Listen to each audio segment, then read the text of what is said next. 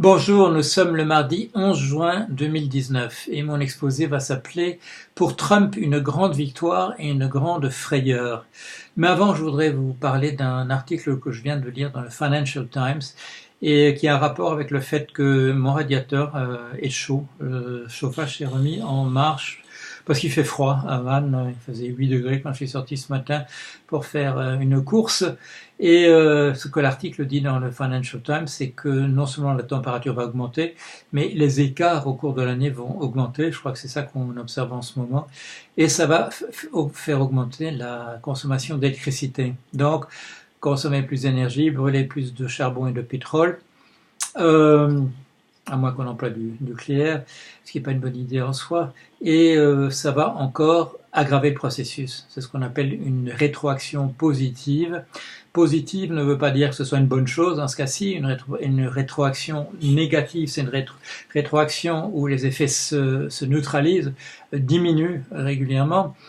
Il y a un processus de régulation. Dans une rétroaction positive, il y a un effet d'emballement. Le fait que on va dans une certaine direction, fait qu'on va encore aller davantage dans cette direction-là, et là, c'est de ça qu'on parle.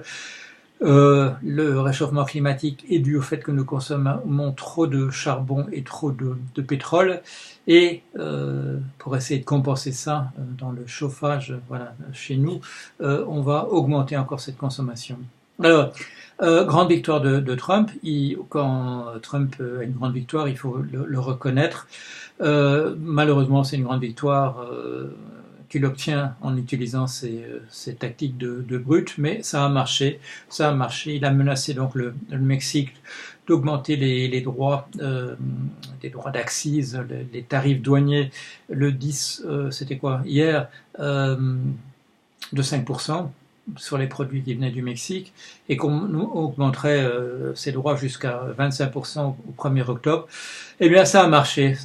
Les Mexicains ont fait machine arrière, ils ont proposé plein de choses, comme Trump leur demandait. Ça n'avait rien à voir avec le commerce, ça n'avait véritablement aucun rapport avec les droits douaniers, mais c'était pour qu'ils freinent l'immigration en provenance du Mexique, et pour le moment c'est une immigration qui vient essentiellement, non pas du Mexique lui-même, mais qui vient du Guatemala, du Honduras et du El Salvador, en raison des conditions qui existent dans ces pays.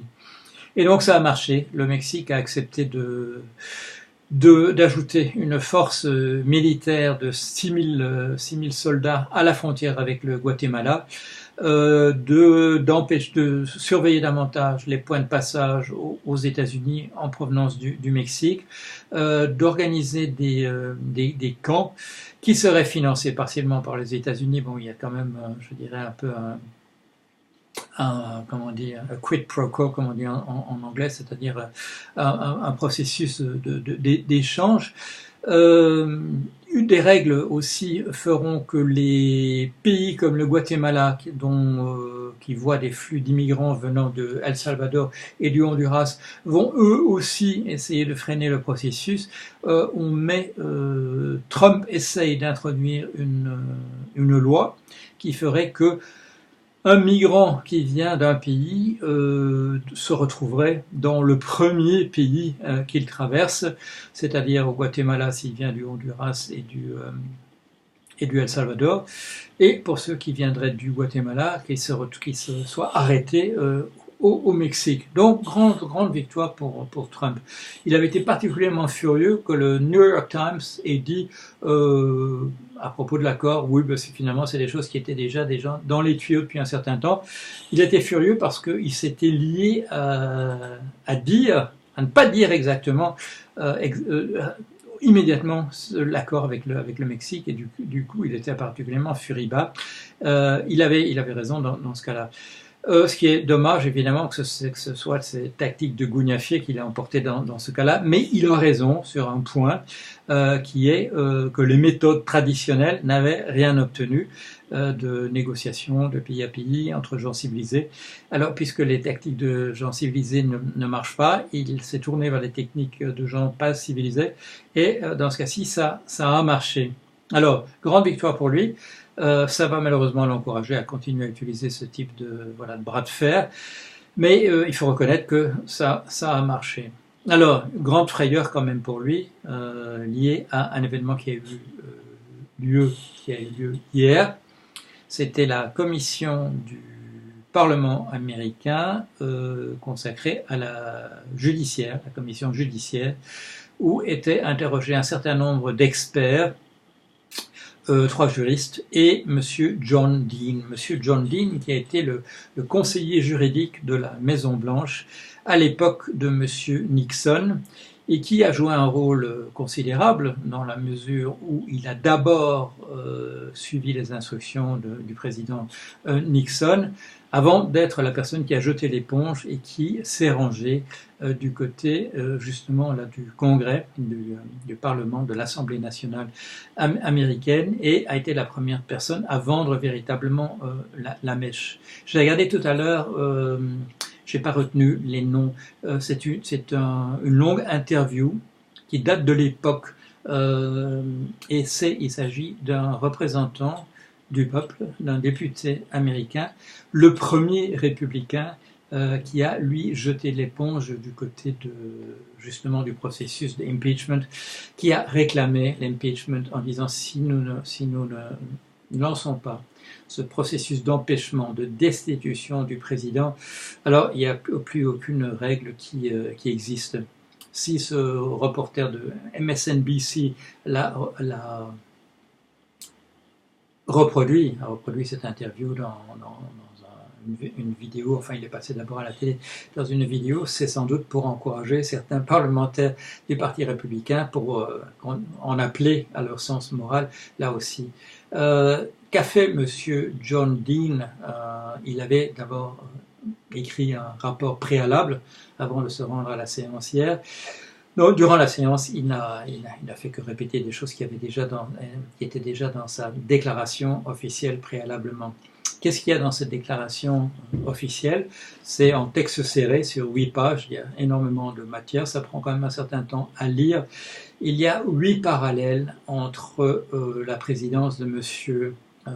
Trump et celle de M. Nixon, et en particulier sur des faits d'obstruction de la justice, d'entrave à la justice. C'est extrêmement détaillé, il a pu en répéter une partie, ce qui n'était pas finalement très important puisque son texte est là. Les parlementaires républicains ont essayé de le déstabiliser en disant que, bien sûr, il avait été un menteur au départ, qu'il avait été radié en tant que juriste à la suite de cette affaire de Watergate, qu'il avait été en prison, ce qui est à la fois vrai et pas vrai, parce qu'en fait il a été protégé, il a été pas véritablement derrière les barreaux, il a été protégé contre des représailles possibles parce que des menaces de mort avaient été formulées à son endroit. Qu'est-ce qu'il a fait, ce monsieur Dean? Il commence par dire que ce que le rapport de la commission Mueller, dans son paragraphe d'introduction, dit « c'est un guide pour le processus d'impeachment ». Il complimente M. Mueller de la manière dont il a procédé, c'est-à-dire de ne pas s'engager, de ne pas vouloir se prononcer quant à des délits qui ont été commis par M. Trump. Et M. Dean considère que M. Mueller a été particulièrement habile parce qu'il y a là ce volume, je dois l'avoir quelque part, qui est bien annoté de ma part. Voilà, c'est le Mueller Report. Tous les gens qui étaient là hier devant la caméra avaient un exemplaire de ce machin devant eux. Vous voyez, bon, regardez, c'est épais. C'est pas numéroté d'un bout à l'autre parce qu'il y a plusieurs. Ah si, il y a 730 pages. Que dit M. Dean? Voilà, M. Mueller aide la démocratie, et en particulier la démocratie américaine, en ayant réuni ces 730 pages d'informations qui constituent un véritable guide, un roadmap, une carte qui conduit au processus d'impeachment. Ça, c'est déjà assez dur en soi, mais il va au-delà il va au-delà de ce que dit Muller, parce que dans ces 8 exemples où il fait un parallèle entre la commission à l'époque du lancement du processus d'impeachment contre Nixon et le rapport Muller, il ajoute pas mal de détails supplémentaires de sa propre expérience en soulignant le parallèle. Et ce qu'il fait, c'est qu'il va au-delà, de Muller, parce qu'il souligne que des choses qui sont mentionnées sans commentaire à propos de Trump dans le rapport Muller sont des choses particulièrement graves et que il démontre certains des arguments des républicains en ce moment, il les démontre, je dirais, de manière extrêmement précise et détaillée, en disant non, ça ne tient pas. Et il attire l'attention, par exemple, que sur cette chose qui paraît, je dirais, peut-être anecdotique, les paiements qui ont été faits à différentes dames pour empêcher qu'elles ne parlent des liaisons que M. Trump avait eu avec elles, d'autres choses dans lesquelles il était impliqué, où il les mentionnait simplement comme un témoin, mais un témoin crucial, par exemple d'avoir réécrit de sa propre plume un rapport de ce qui est la réunion que son fils Donald Jr. avait eue avec des émissaires russes, etc. Dean souligne que dans le cas du Watergate, des exemples de ce type-là ont été des arguments qui ont joué un rôle clé. C'est-à-dire que des choses sur lesquelles Trump imaginait que même le rapport Muller n'en parlait pas de manière suffisamment détaillée, ou en soulignant un rôle qu'il a pu jouer là-dedans, que même des choses comme cela peuvent être ajoutées au dossier. Quand on a fini de lire ces 8 pages, on peut penser qu'effectivement, il n'y a plus qu'une seule chose qui soit nécessaire, c'est que ce processus d'impeachment soit lancé. Il y a la matière, je vous l'ai dit, quand on regarde les 800 pages, il y a, je dis une cinquantaine à vue de nez de Watergate, mais c'est vrai qu'il y a encore bien plus de matériaux que dans le cas de Nixon. Et dans les conversations que Dean rapporte entre lui et Nixon, Nixon apparaît comme un monsieur beaucoup plus raisonnable. Quand Dean lui dit, et ça il le reproduit, quand il lui dit agiter la possibilité d'une grâce présidentielle pour que certains des témoins se taisent, c'est très très grave. Et Nixon lui dit ah oui, vous avez peut-être raison, c'est peut-être vraiment très grave, il vaut mieux éviter ça. Et dans les conversations qu'on a de Trump à ce sujet-là, on n'a pas du tout un monsieur qui fait encore attention à ne pas même brûler ses arrières. Alors, pour Trump, très bonne journée. Le Washington Post reconnaît que monsieur Trump a obtenu des résultats considérables que la diplomatie de type traditionnel n'avait pas pu obtenir.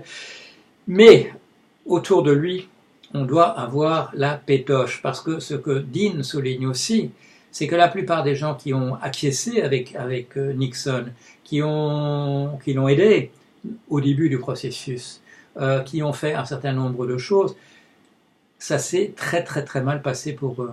Ça a mal tourné, bien davantage que pour Dean lui-même, puisqu'il avait coopéré.